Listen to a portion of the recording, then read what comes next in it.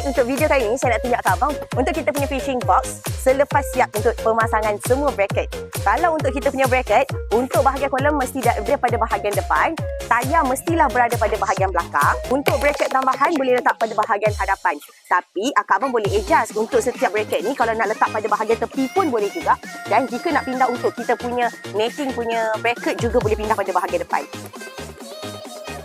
Ini adalah keadaan apabila kita dah pasang untuk kita punya bracket pada bahagian kiri, kanan. Ini pula adalah untuk bracket pada bahagian depan.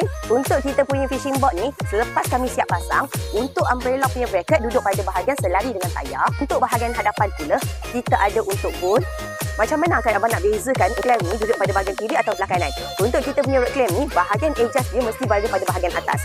Supaya kita boleh adjust dia.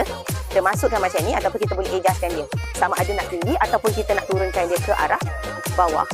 Sama juga untuk kita punya bahagian netting ni. Untuk dia punya bahagian adjust mestilah berada pada bahagian atas untuk kita adjust dia punya bahagian clamp. Untuk information ni agak penting sikit. Untuk bahagian bracket tidaklah terlalu tinggi supaya apabila kita turun bahagian handle tidak bersangkut. Tapi kalau akak abang nak DIY sendiri, tiba-tiba rasa macam nak ubah untuk fishing rod ni nak duduk pada bahagian hadapan, bracket ni pula nak duduk pada bahagian tepi pun boleh juga.